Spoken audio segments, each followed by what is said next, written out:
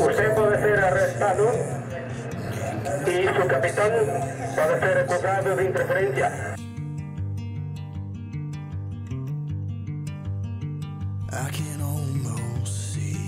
Llegué al sector de la pesca. Bueno, mi padre, en principio, digamos que lo viví porque mi padre anduvo siempre a la mar. Y llegué al sector de la pesca, en principio, digamos, no fue vocacional, porque yo comencé en la pesca con 21 años, al cumplir el servicio militar. Pues, como te dije, estuve en Boston, aquí a la costa de Portugal, en Senegal, en Canadá, en Namibia y en Argentina y Malvinas. Más tirria por el tiempo y por las condiciones de la pesca y tal, quizás Canadá. No tirria en sí, sino que más dificultad porque trabajas en un muchísimo más fondo, el tiempo tampoco acompaña y bueno, a lo mejor también porque ocurrieron ciertas cosas que en su momento marcaron un poco. Bueno, el más mediático no cabe duda que fue la guerra del Fletán, por mediático, porque eso no cabe duda que fue generado para que ocurriera así. El tobing en Canadá en su momento, la crisis que tenían allí, pues digamos que obligaba a justificarse frente a su electorado y quizás también porque él quería ascender y vio una oportunidad, porque en realidad después, como se fue viendo, los acontecimientos pasaron casos de que no, o sea, y nos inculparon de algo que no era así como ellos decían, ¿no? Más marcó un poco el Estay porque en ese momento, o la guerra del Fletán, mejor dicho, fue que en el momento de que apresaron el Estay estaba yo de capitán y Serafín de patrón de pesca. Y bueno, en ese momento todo recayó en mí, cuando en realidad había la tripulación, o quien sufríamos eran todos los que estaban en el barco, aparte de todos los barcos que estaban pescando en la zona.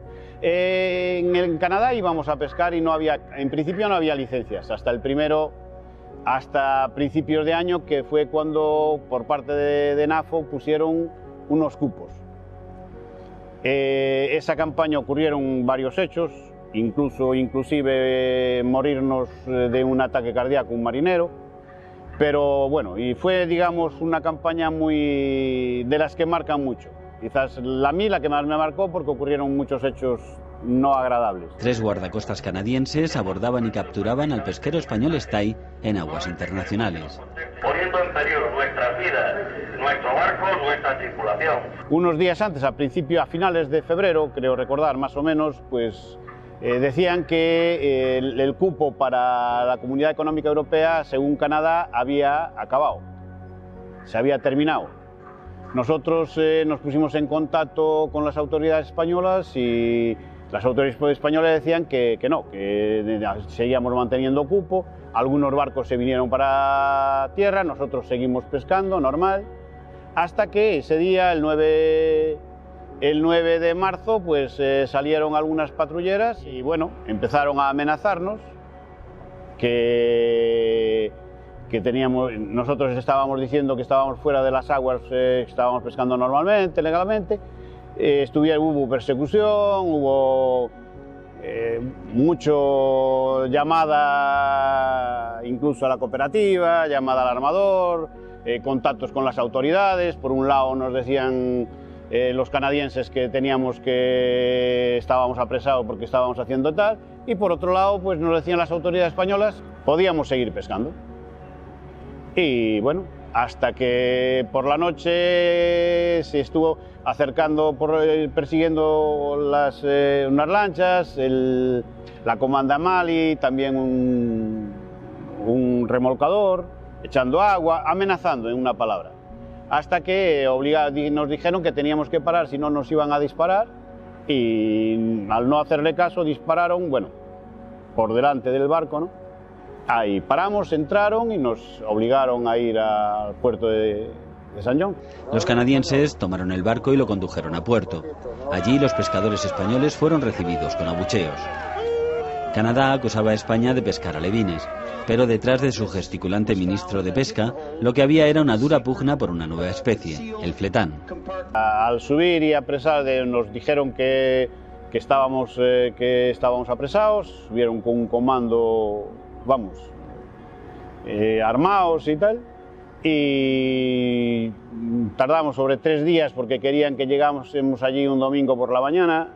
Estuvimos cruzando también barreras de hielo y tal, y al llegar estaba el embajador español, el alemán, el francés, nos estaban esperando y había mucha gente en el muelle esperando el acontecimiento y tal. Nos llevaron me llevaron a mí al juzgado y tal. Y lo que decían es que, bueno, la tripulación podía venirse para España cuando quisiera, el único que tenía que, digamos, permanecer allí, que sería yo, como capitán y tal. Y el embajador dijo que, bueno, que ponía un avión y tal, la gente se quiso quedar hasta que a ver qué pasaba, y después hubo mucho, eso ya está en las noticias, ¿no? Mucho politiqueo en el sentido de tal, hasta que el armador depositó una pequeña fianza para que nosotros pudiéramos, para que el barco pudiera venir. De hecho, fue todo, en principio querían obligarnos de que no volviéramos ese año a salir a la mar ahí a Canadá cuando los otros barcos de las demás compañías seguían faenando. O sea, nosotros estábamos apresados porque teóricamente la comunidad económica había terminado, el cupo, y los demás barcos españoles seguían faenando allí. Y de hecho, nosotros vinimos, estuvimos 1 mes y medio así en Vigo y volvimos a salir a pescar un pequeño porcentaje de capturas que aún nos quedaban O sea, ya ves a lo que me preguntabas antes, el motivo y el porqué, es que según ellos habíamos terminado el cupo por ese año y no se podía pescar, y después en ese mismo año nosotros declararon de que aún nos quedaba un pequeño cupo para poder ir a pescar y los demás barcos siguieron pescando en la zona. O sea, había intereses. El fletán se pesca en mucha profundidad, muchísimo. Serafín Blanco era el patrón de pesca del Estay. Dice que fue España la que hizo rentable el fletán. Estábamos pescando lo que ellos le llamaban la basura del mar, y aquí se vendía muy bien para el Japón. Yo creo, bueno, ellos lógicamente estaban preocupados, pero al vernos, ¿sabes? Al vernos mediáticamente en televisión, te veías, una vez que te veías que estaba bien. Estaba más preocupado quizás a lo mejor un poco nosotros por lo que ellos pudieran pensar o tener miedo de lo que ocurría. Es lógico. A ver, si no sabes, también es verdad que estamos hablando de Canadá, no es como podíamos hablar del Índico, gente que podía ser mucho peor en el sentido de, teóricamente es un país civilizado, no iban a ocurrir nada raro, ¿no? Pero bueno, la preocupación, el estrés y todo, más que nada la parafernalia y todo el complot mediático que había, ¿no? Y las ponía, sí, bueno, pues esperándonos ahí, pues muchos barcos, muchísima gente por aquí, ya sabíamos que había habido antes manifestaciones en Madrid y en Vigo. Bueno, bien, nos dieron una calurosa bienvenida.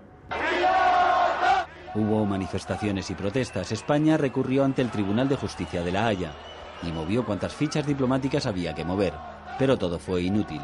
Canadá ganó la partida. Después de venir de NAFO, de la segunda vuelta, digamos, de la segunda que fue corta, sí fuimos para Argentina, pero por fuera. O sea, estuvimos en Argentina, por fuera de aguas, y en Malvinas, pero no al calamar, sino durante un tiempo, en otro barco de la empresa.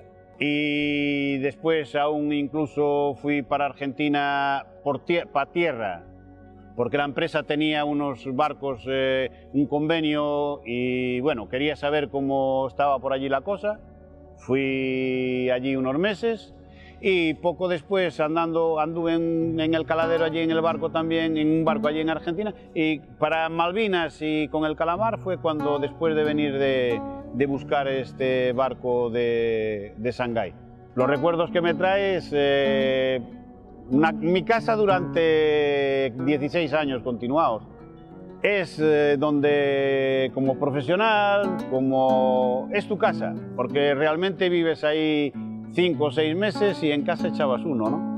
Buenos recuerdos. Ya te dije, no como la pesca, como vocación no, pero hay que dividir la vocación con la profesión. Una vez que estás y eres profesional y tal, quieres mejor para ti.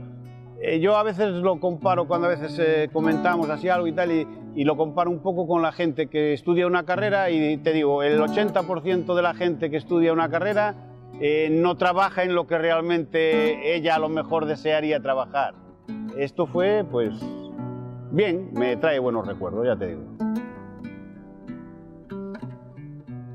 Al contrario, yo creo que es de los caladeros, aunque hay mucha competencia, es verdad, el caladero de Malvinas, lo que es el Calamar, tiene muchas ventajas con respecto a otros caladeros y, digamos, para mí, un inconveniente. Las muchas ventajas con respecto a otros caladeros es que no tienes un perímetro donde tienes sino que, digamos, no tienes frontera, no tienes el área donde pescas sin problema. No tienes problema con las mallas porque te dejan, tienes malla no tienes problema de cantidad de capturas, sino que puedes capturar lo que quieras, o sea, la cantidad que quieras me refiero, no hay un cupo. Tienes personal que a veces los biólogos vienen a bordo y te ven, o sea, en ese aspecto no tiene. ¿Cuál es el problema y que ya es más profesional en este aspecto? Que normalmente los 16 barcos entran en la misma fecha y sales en la misma fecha. Entonces la competitividad es muy grande. Un barco como este o como cualquiera de los que está casi allí, una vez que sales con un capital para defender muy grande encima de... Por eso te decía que entre el armador y...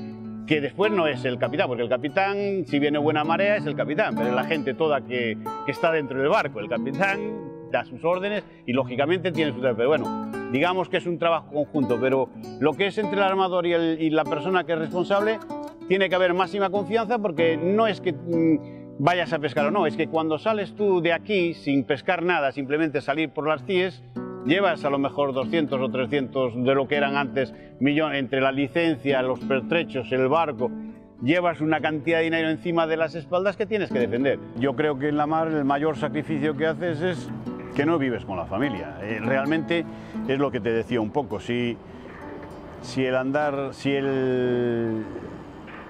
el mayor inconveniente, o por lo menos en mi caso, el de que no me atrayera a ir a la mar, era porque mi padre anduvo siempre a la mar y sabía lo que significaba eso. Un poco lo que echas siempre mucho de menos en el tema de como persona, como digo, realizado como trabajador, eso lo haces tanto allí como aquí. El problema es que no vives con la familia, no puedes participar, la madre tiene que hacer de madre y padre, notas que no participas en la educación de los hijos. En la educación me refiero cuando necesitan algo que no estás ahí, ¿no? De hecho, estoy disfrutando mucho más desde que me jubilé con ellos, que no disfrutando en el sentido, sino en el buen sentido de estar mucho más con ellos. Todo, o sea, ya, y eso que, bueno, anteriormente, desde que yo empecé, que empecé a la mar, ya te digo, en el 78, después de cumplir la mili, que llevabas prácticamente tú el plato para poder comer a bordo y las sábanas y la colchoneta, poco menos, y a todo. A un barco que olía a gasoil, digamos, por todo, y estos son, en comparación, son yates. Y no te digo ya como en tierra, lo que es la tecnología. La tecnología desde hace cuestión de 15 años acá, ya no solamente en comunicación, sino para capturas, en el parque para trabajar, comodidad de la gente, de los marineros. Ahora el problema de un puesto de trabajo en un barco en tierra es el estar aislado. O sea, lo que es la comunicación prácticamente podrías llevar el altavoz y estar hablando. De hecho, yo creo que algunos ya se pasan la captura incluso por WhatsApp, o sea que ya te puedes imaginar. Pasas por el muelle y lo que ves es muchísima gente joven española que no la ves embarcada. O sea, realmente tú ves un barco de estos y no es problema, es problema, no sé si es que la gente no quiere sacrificarse en este sentido de ir, o si es que porque los barcos están ahí, la captura sigue habiendo y lo que ves es menos gente, o sea, gente mandando española aún hay, marineros y eso que vayas cada vez menos en ese sentido. Ahora me lo dedico a vivir, pasear, estar con mi mujer, estar con mis hijos, leer, ver alguna serie, disfrutar, vivir la vida que no viví.